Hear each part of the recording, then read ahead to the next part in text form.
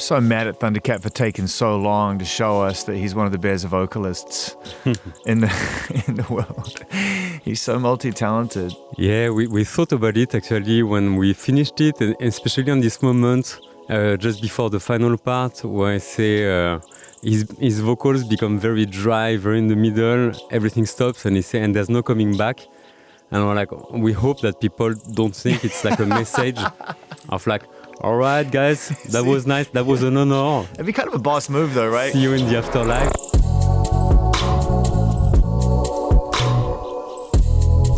Never ends until it ends, and then all of a sudden it never ends again. I mean, you know? Until it's over. Until it's over. It's a beautiful, thoughtful, bittersweet experience. I remind myself every day that I get a chance to talk to people who I admire and love for not the first time, but for the upteenth time back with new music. It sounds so good as this one does that I'm very grateful that we're all still here. So thank you for coming in. I appreciate your Thank you, Zane. You know, I'm sure everyone was straight away like, why did it take so long to make an album? But there was quarantine. That sucked. You know, the point is, right, it was never in question that the two of you would continue to create in some capacity. There wasn't like a let's go figure this out and perhaps we'll meet again, perhaps we won't. That would be too deep, Xavier? No. Yeah, it's just that things take time, and by the time we finished like the tour and everything we had to do on the Woman, that was our previous album, it was already 2019.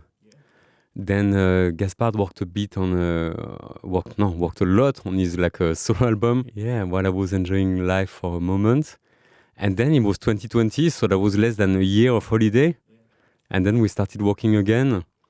We spent 3 years and a half working on Hyperdrama, and here we are. So, but even for us, it was surprising to think, oh God, it has been like 8 years. But you're right, because you won a Grammy in 2019 for, you know, the live interpretation of Woman, which was beautiful. What a great way to cap off that whole entire experience, just to be rewarded in some capacity that, hey, this idea it felt great, yeah. But just as you said, like to kind of close a chapter, and it arrived at exactly the perfect time.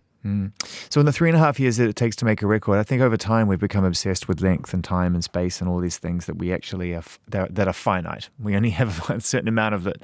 So we get obsessed with how we spend it and how others are spending it.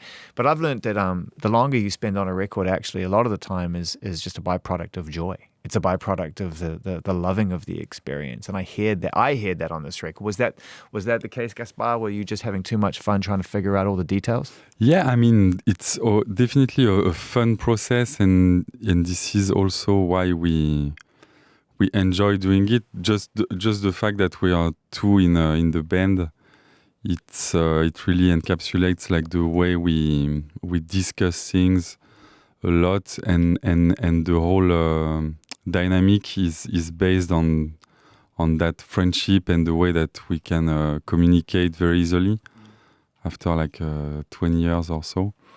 And obviously it's not just fun. At some point you have to get serious and get things done. But it was definitely a joyful process, yeah. When did you first meet? How old were you when you first met?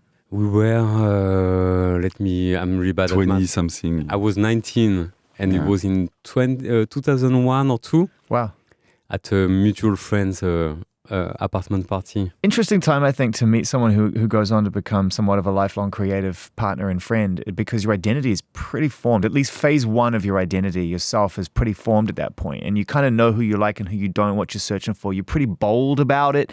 I think as you get older, you're more open. I think at 19, 20, you're just like, you're not my kind of person. This isn't going to work. So what was it that, if you can sort of put it into context, because the friendship to me here is the story. The music is a byproduct of the chemistry. So what was it that you felt when you met each other that was like, okay, I can even stomach this guy. I can be in the same, I can actually spend time with this guy because I'm a teenager and kind of everybody else, you know? I guess it was probably for the common love of precision. In the choice of words, you know, like I mean, it sounds weird, but the funniest times we have is when we can pinpoint something very precisely. So it's more like a language thing, so it doesn't really translate in English, but yeah. That's actually a really beautiful answer, because a lot of times it's like whatever you're wearing or what your t-shirt says about you or whatever you're listening to, those simple metrics of human value, to be able to recognize that the way you communicate is similar. Yeah, because like the best jokes, they are made because you find the exact words to describe a situation. I mean, what's the difference between just describing something and making a joke? Is just the choice of words and the precision. And it's true that on that first night we had a lot of fun. We were just like we spent the night in the kitchen giggling about like just commenting about things in general.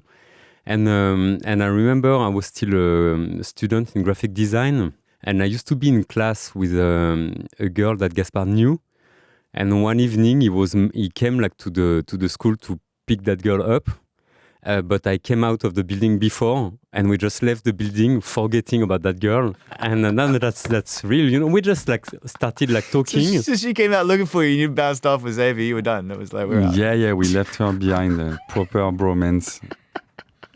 That is one of the most adorable stories I've ever heard in my life. That's amazing. Yeah, but just because you chat and then you forget about what you came initially to do and you just go on to something else. It's I know you're funny. I know you find each other funny, and I love it when you guys both hear something that makes you smile. And I'm like, all right, cool, you're thinking the same thing, and it's great. But what's interesting is that as soon as Justice came out, that was not what was being presented. I mean, you may have found DANCE funny, maybe elements of it were just humorous to you, and because it's brilliant, but it's also kind of fun. But it wasn't like Justice came out and was like, hey, there's humor attached here. In fact, it felt like the opposite to us.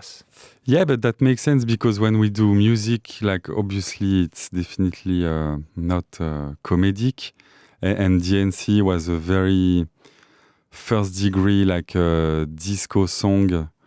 But now that you look at it, it can't sound funny because it's like kids singing about Michael Jackson.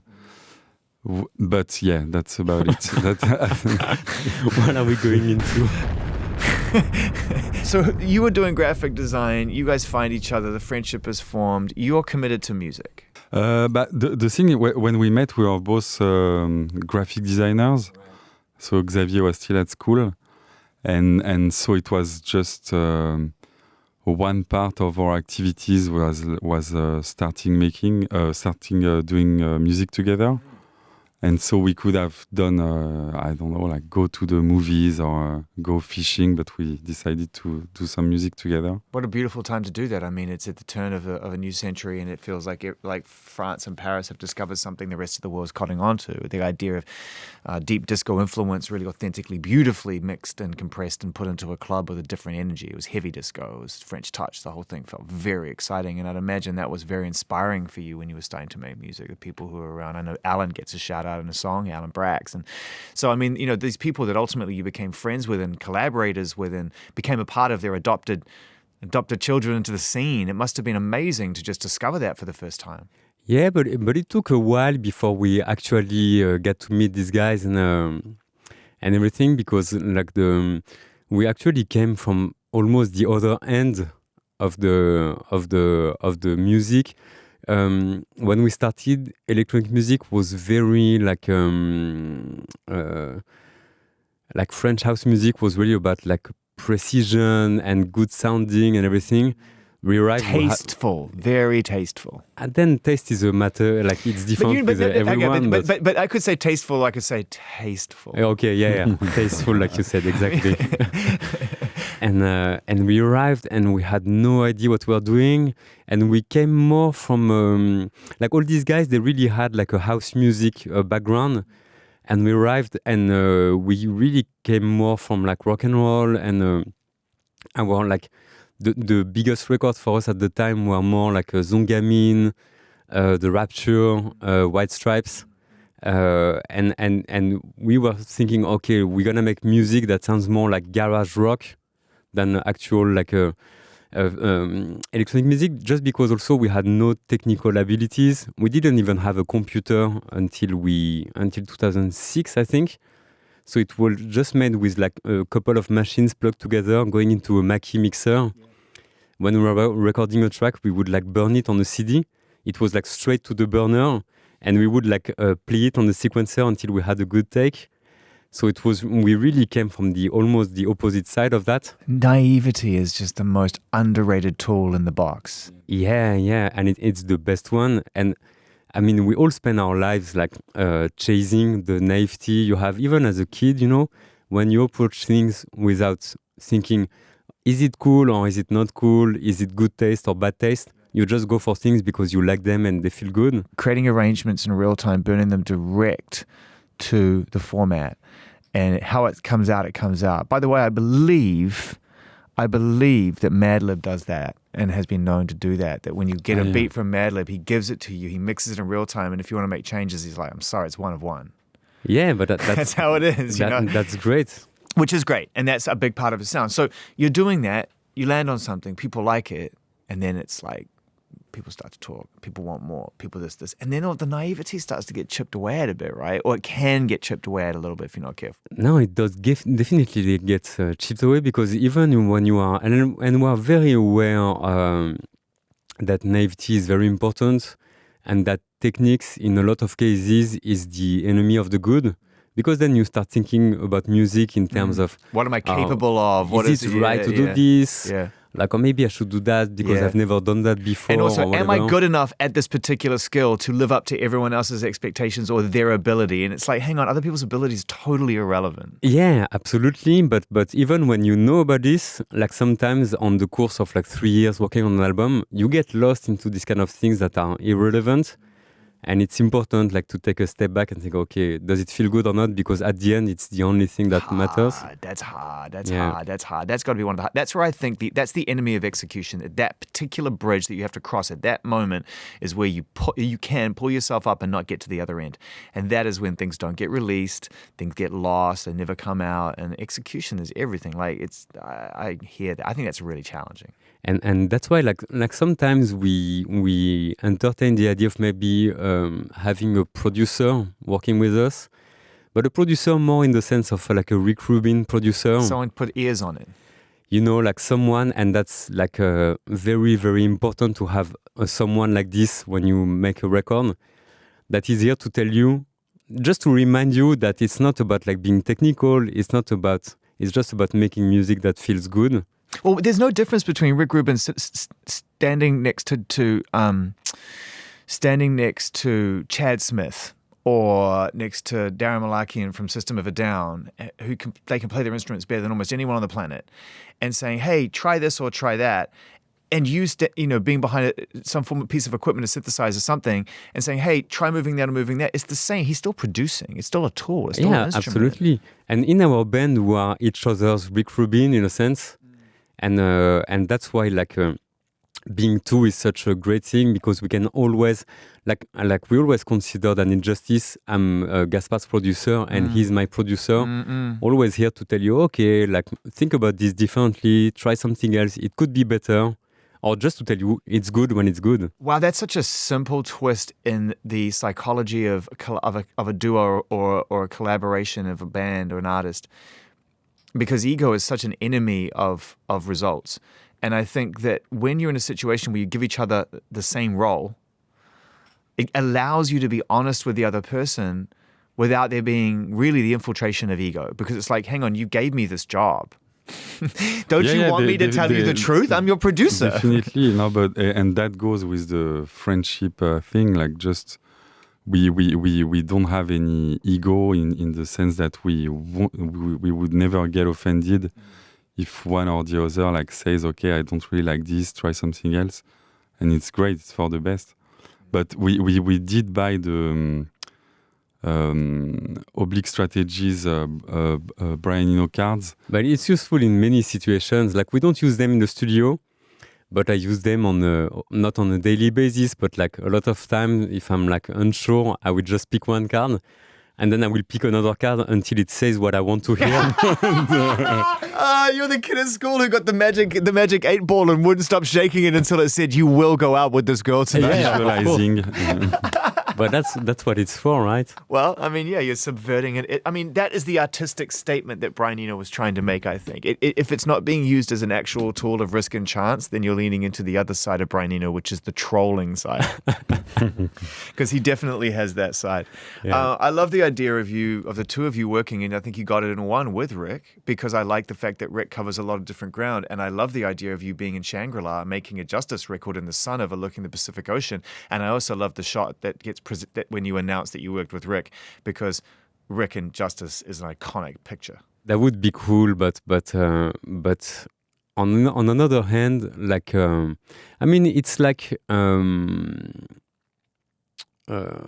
sometimes we also entertain the idea of having like a mixer, like mixing our records. And that would be that would be harder for me, I would imagine, because your sound is your sound, and a lot of that's in the mix and the way. Yeah, but the decisions we take along the way is the same thing. At the end, they belong to us. Like we dream of like working with Rick Rubin, and at the same time, we feel that it's better that we stay in a closed system, just the two of us, because like the actual result is so dependent on those decisions, bad or good, that we take. And that we mix it ourselves, even if it sounds less good, than with like an actual mixer. That finally we keep it like home studio, the two of us doing it, and then it's good or it's less good or better. It's not less good. Listen, it's funny because when we started to listen to this music as it came out, and we started to realize you can't hear even with your headphones on. I have to pull the mics down. But when we started to get to this point where this dropped. The first time I heard this when it dropped, I looked at my team in the studio, right? Remember this? And I nearly burst into tears. Because no one makes it sound like you make it sound. And this is beautiful, and this is like, great, okay, Justice are in their yacht rock phase. This is amazing. Here comes Christopher Cross. I'm all about this, you know. But then, no, you're not.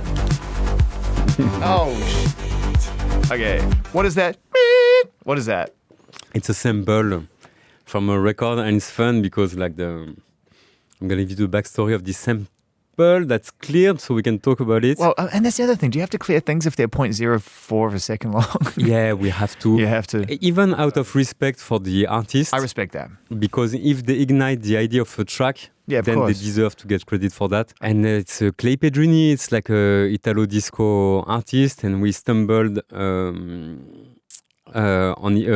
his music on YouTube, just like browsing. And the thing is that the actual record, it sounded less good than the like multi-generational like downgrade of like uploads on YouTube. So we had like to sample the YouTube version to have this kind of like grainy texture that we wanted to have. Not even YouTube is safe in the world of Justice. They will find a way to meta destroy anything in order to adapt it into the right sound. It's brilliant. Yeah, but because like and it goes a bit like with what we were saying just before, is that really often we find that decisions in production and in engineering, they are like on the side of style and sensation more than in the sense of does it sound like perfect and good by the standards of hi-fi. It doesn't really matter if like the good thing is like that thing that was ripped like 10 times and that is so downgraded that it almost has this sort of like beat crush and glow to it, then we should go for that, you know. Yeah, man. I mean, I've spent so many hours of my life trying to get that DJ Muggs bit crush sound, and I can't. So I realized he just did it because it was what his drum machine did. Yeah, but like the SP1200 thing, that's what it is. It sounds amazing just because it's like when didn't have enough space, so you had to record like to sample things playing faster, and then like slow them down just so you could put more samples on your machine. And slowing them down, it just puts like all these kind of beautiful artifacts. Yeah, it destroys it a little bit and adds corruption to enter the picture. And the right level of corruption is just beautiful. Yeah, absolutely. That is really the roots of AI to me. I mean, you know, adopting the sound that a drum machine already has inside of its DNA and utilizing it to create something new really is just another tool.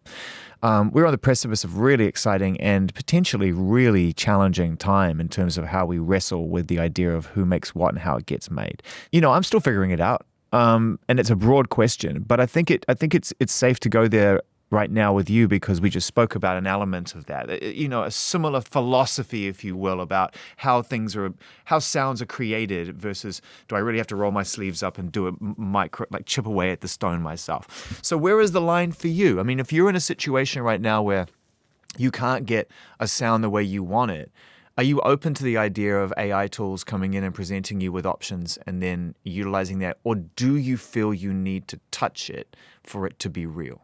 No, like it's very difficult to predict what it will become in the next years. But for the moment, we see it as a great tool.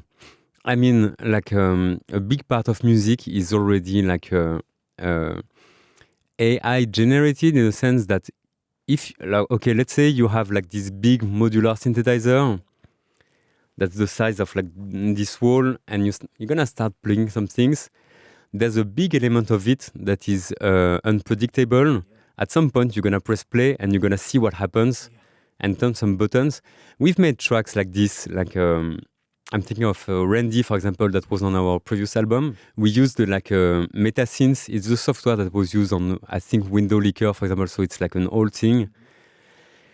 And we found the first loop because there was like a pattern generator, and you just like push like buttons, and it just changes like the way it makes a sequence. Yeah, because in my mind, the brain is always working in that machine. You're just choosing when to access it, and the language that it decides to speak to you is what you're left dealing with. Yeah, and in some way, it's not that different. You know, it's at some point there's a decision that's not a human-made decision, and it's generated by a computer. Mm-hmm.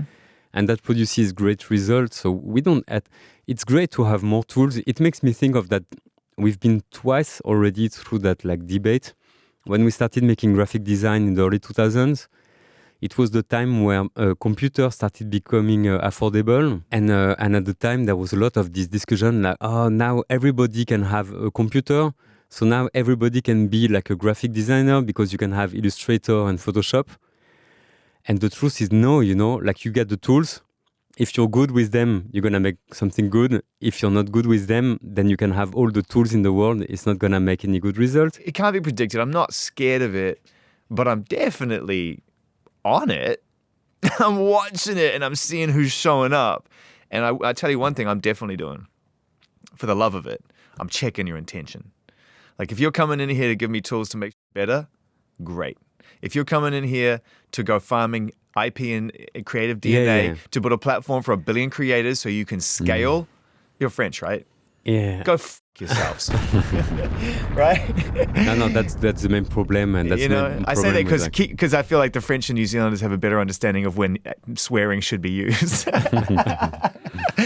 Justice is with us right now. 13 songs on this brilliant album. What an incredible return. Honestly, I can't thank you enough as a fan, the way you came back and the energy and also the beauty in the middle, this wonderful 1-2 punch where things just take a beat and you go down classic end of side 1, start of side 2 almost. It feels like there's a transition point when you turn it over. Detective jazz. Yeah, detective jazz. Was that the key phrase that was kicking around in the studio when you were making this opus?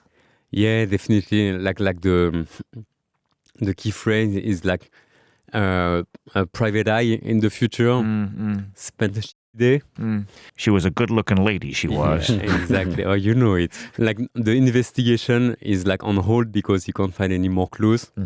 Looks at the window, drinks a cheap bourbon, and it's raining outside. There's only androids and like neon Chinese restaurants. We all know what films we're talking about right now. Of course. I studied that film actually. In my short-lived half a degree I studied that film. It was a really fun film to study. Yeah, it feels like an endless pit.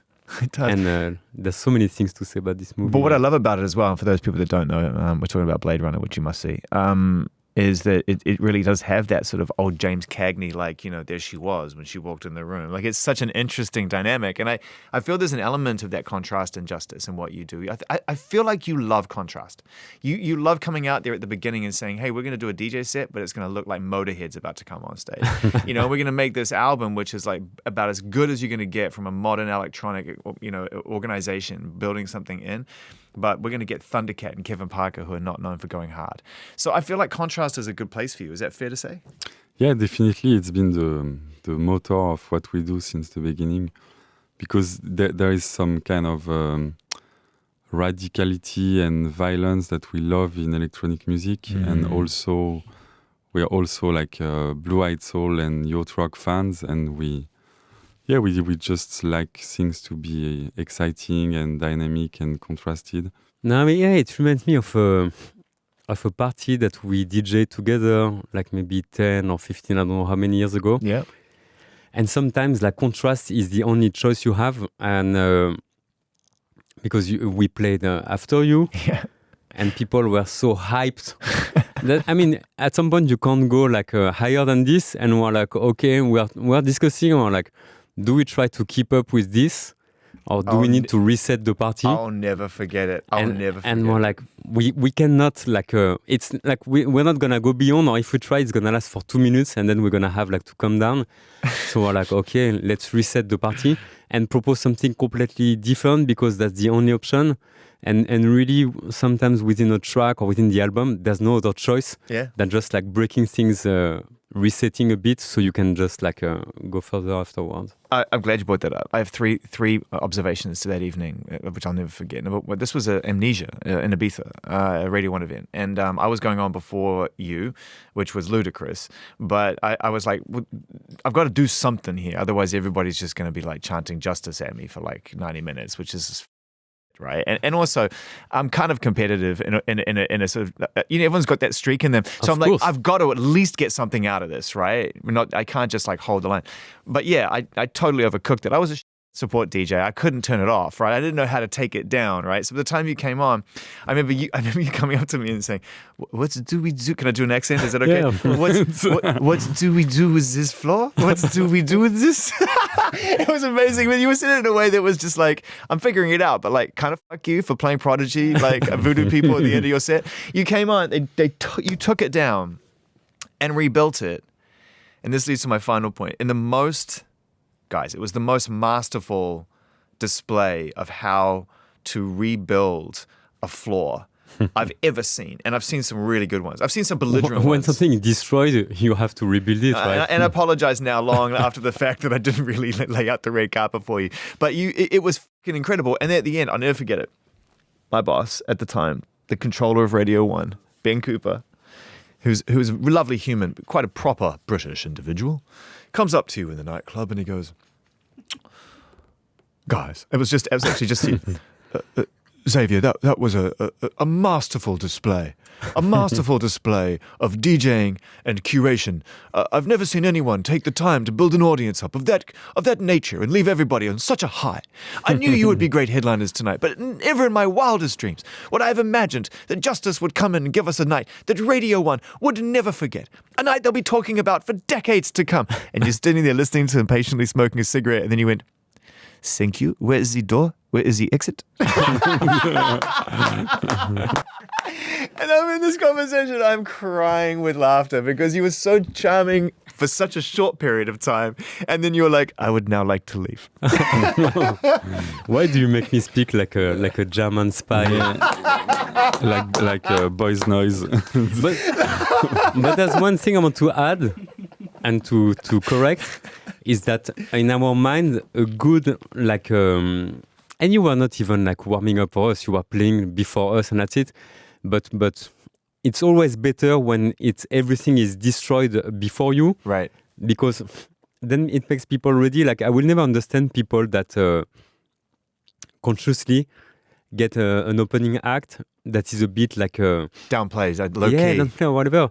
Like, the better it is before you play it, the better it's gonna be when you play it. Makes me feel better. The golden rule, of Makes course. me feel better. It was a great night. I mean, it really was an incredible set. We were all in absolute awe of it. I think about you talk about where you began, the idea of graphic design. And I think what you figured out very quickly was that a strong image will respect and reflect strong music. That it's not enough just to put bangers out. Like, having something that coexists in there, beyond the artistic quality of the work and the joy of doing it, they are best friends when you get them right. They should go hand in hand into the future at all times.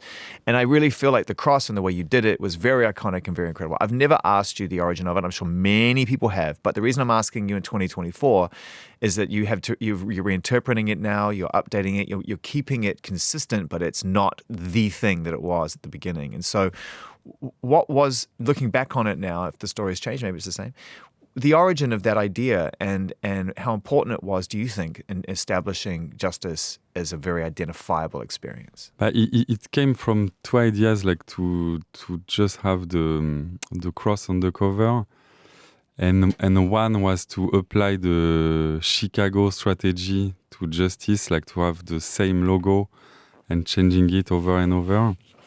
So we bought all the Chicago records and barely listened to them. But some early ones are pretty funky. we really love good. like It's an amazing band. Yeah, we love some of them, of course. And also like probably like Dark Side of the Moon from Pink Floyd, just to have something like very pure without any band name or title. So just to have this kind of purity. We had that logo for a while now, of the Justice logo with like the T, the central T having a cross.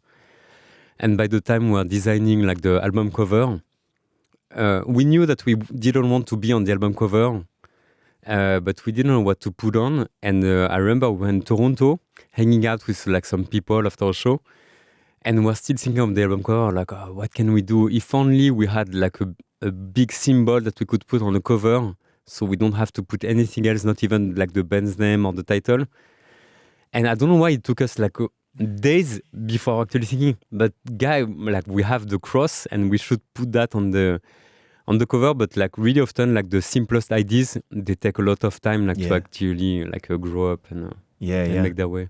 Yeah, I mean, it was and remains to this day an incredibly effective piece of iconography. And I think it also really played into the subconscious aspect of this is dangerous, because you're seeing what is effectively a very iconic religious symbol, but what's accompanying it is loud and dynamic and hitting you in parts of the body that aren't the mind. It's hitting you in the chest, and it's strobes, and it's light, and it's just powerful.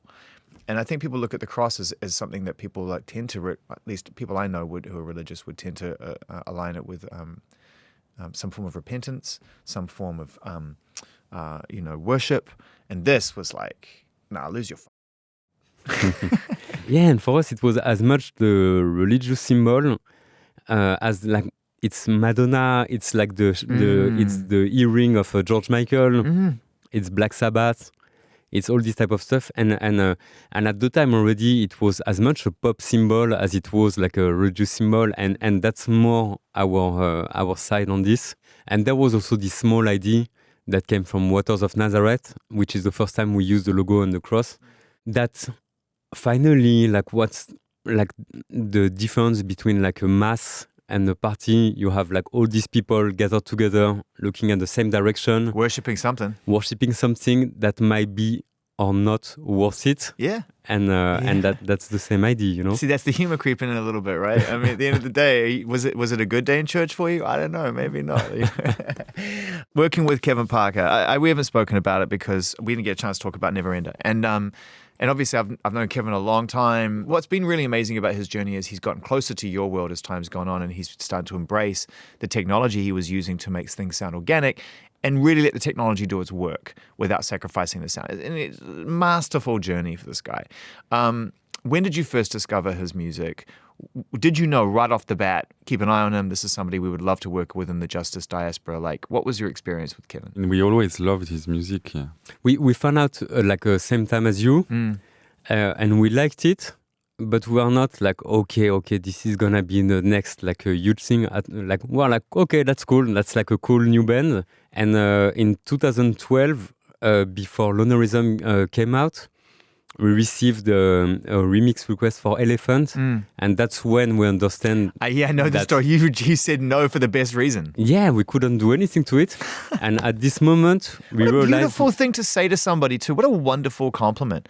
What a beautiful rejection letter. Yeah. No, but I mean, there are songs we are that we really love, but I remember Elephant, like we were really. Not jealous, but we are like, wow, this is so good. Like, yeah. And it's also a time, and I remember it like very clearly, and it's very rare that everybody agrees about something. Like, and we were talking a lot with like the Soulwax guys, Errol Alkan, Pedro, us, like everybody was like, okay, this is so good. So good. And then back to back, he does this and going backward. Mm-hmm.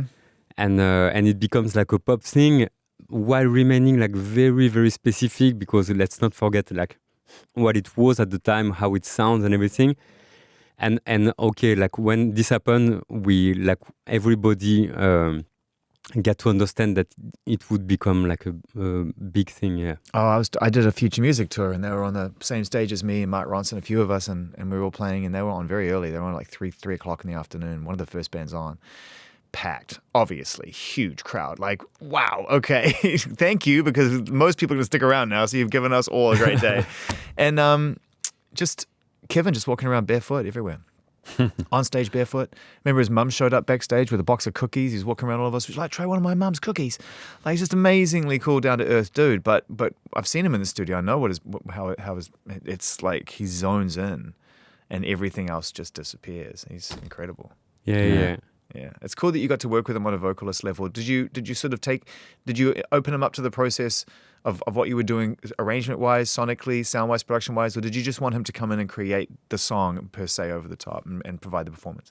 No, we wanted him to be like a vocalist on the tracks, but at the same time, like everything was hand in hand. So of course, like from the moment, like he's got an idea, we have to reconstruct everything around that. It was really an exchange. Like we didn't come up with like a finished track and say, okay, like sing on top of it. Yeah. We played him like very, very early demos, knowing that he knows what a demo, so he doesn't need to hear something that sounds like great or whatever. And then we are just going back and forth. So while not like directly having his hands on the production or whatever, of course, like the way the track sounds, the way it's produced, the way it's edited, it's very reliant on his vocals and everything. So he is indirectly, of course, part of the production process and everything. One of the questions I've always wanted to ask you, and I really, given the time you took to make this record and how beautiful it is and how much of a journey it really is, and I urge everyone who's listening to this conversation right now or watching this conversation to give yourself, an hour to listen to this album, because it really is such an incredible start to finish experience, and you've designed it as such, the never-ending end. But I wanted to ask you how you execute. Because I think that one of the things I'm quite obsessed with at the moment in processes is the finishing and distribution of the result. Because it's one thing to be in a room with each other and have a good time and even focus on finishing things. It's another thing to know when it's finished. Finishing and being finished are very different. And so I feel like you're the right band to ask, because you spent 3.5 years, just the two of you, with limited amount of input, making something that sounds to me like you were upside down in a wave in the undertow, and somehow you came up for air, and it was a blue sky. That's what this album feels like to me. So how did you get yourself back up the right way up and know it was done? Well, like there's this gut feeling, and when something is not done yet, and same thing, you know when it's finished. The hard part for us is to know, as long as we feel that it's not done, how to finish it and not waste like 6 months walking in the wrong direction. Mm-hmm. Which can happen, right? You can do that. Of course, like all the time, But the method for this is that we archived steps of the songs at stages that we like them. And during like the 1 year of finalization of the process of the project, we would keep on going back to the demos and thinking, okay, why do we like the demo better than the final? How far finish? in this direction have we gone, and do we have to go back? And sometimes it's very difficult to pinpoint why the demo is better. Sometimes it's going to be only the timing of one thing. Sometimes it's going to be the voicing of an instrument that doesn't give you exactly the same note. And now that the vocals are like finished and proper, they don't really resonate at the same place, so you don't have the same emotion. It can be as stupid as this, as that, okay, in that chord, if I put this note like 1 octave lower and keep the rest the same, then it sounds good again. It's the detail, huh? That's the thing. That's getting back, not to get stuck in the previous point, but that's the area where I worry about AI, is it's going to potentially strip off us of the ability to focus on the little tiny things that ultimately make something truly great. We'll have to check ourselves on that. It depends on your standards, obviously, but it's as Xavier said, like just to not lose like the intention and the energy of the demo. It's like probably the hardest part. Yeah. You've spoken about really coming at an environment, a community that you ended up becoming an essential part of from the outside, from a different place, which probably made people welcome you. It's like, hey, we love those bands too. We just don't make music that's influenced by it. And you were like, well, we know how to do that. The Rapture's a dance floor band. White Stripes make dance records. We just have to take the inspiration and energy and do it our way, right? So you end up finding yourself in an environment, and then people who don't know that history would really, I don't think there's anything wrong with this, assume that Justice is the latest in a lineage of sort of French electronic music, which continues to focus on multiple things. Number one, dynamics on the dance floor. Number two, very tastefully created, right? And number three, has the ability to travel around the world and find an audience and not just be stuck in its own spot. But you didn't come from that necessarily. You came from other places. What is it, if you can, that really is a part of the environment of creating in France, in Paris, that leads you to this place, even when you started on a completely different street, somewhere completely different, but you end up in the room with these people and they love you anyway? Do you mean in the sense of like what makes the music so French at the end? Yeah, like what is it? Why is it that you sound like a new version and a modern individualistic version of your contemporaries, even though you weren't even really hanging out with them? But maybe it's partly due to the fact that in the US, like it's a proper industry. Like you have a lot of like collaborators on one song, and not for everybody, of course, but in France and Europe, it's mostly about crafting things on your own, like in your little cavern. And so space is actually, by default, or lack of, quite an important element of that. No, it's just the way we do things, I guess, because it's a bit like.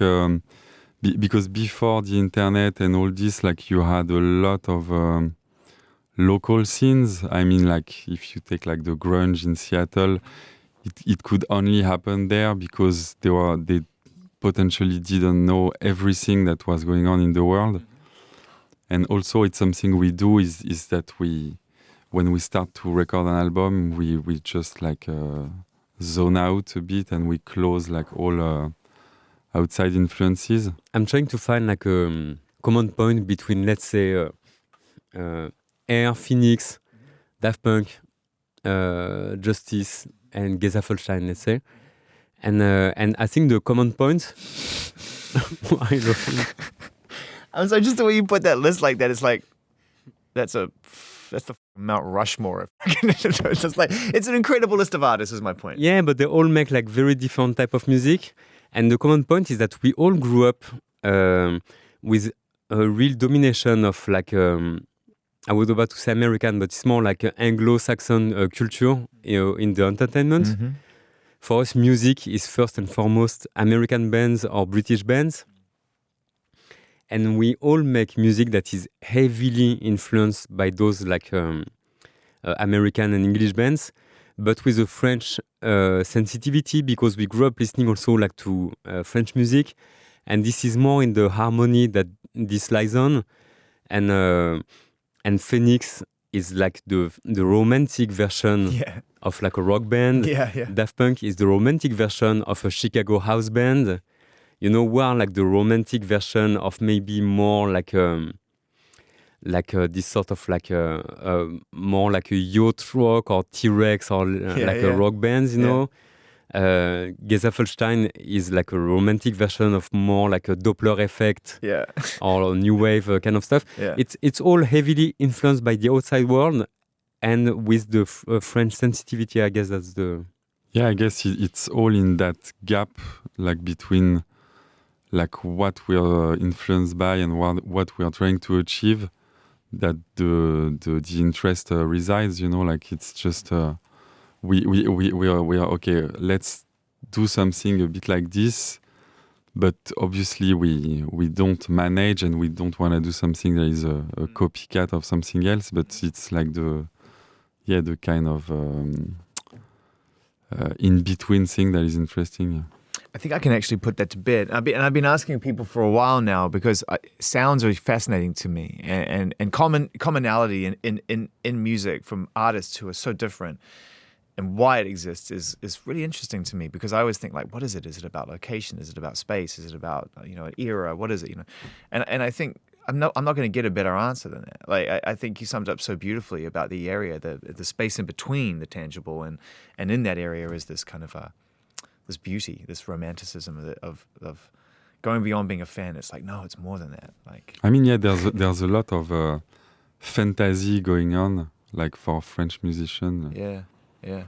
I'm really excited about what's to come. I don't want to be childish and selfish and ask you what your plans are, because this is more than enough justice to keep us happy for some time. But at the same time, what are your plans now?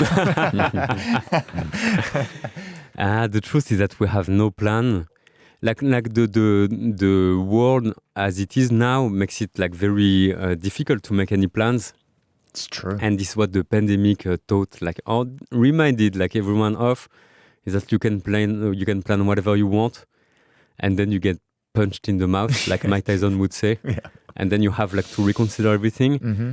So it's like we've never been really good at planning, and now more than ever, we're just going with the flow. Why do you say now more than ever? You said it's particularly difficult now to plan anything. What's the theory behind that? It's been like we're coming back after 8 years. We're not even coming back. We just like made like things, and so the world has changed. The pandemic made a huge impact on the world. We have no idea what this album is gonna do. We have no idea how many people want to actually see us on stage. It makes like all of that impossible. We're not in a position where we can say, okay, so 2024 we do the festivals, 2025 we do the arenas. Yeah. We're not at all in this situation, so we just go with the flow. We see what's gonna happen. If it's good, it's good. If it's not that good, then let's keep it like quiet a bit and do something else. We'll see.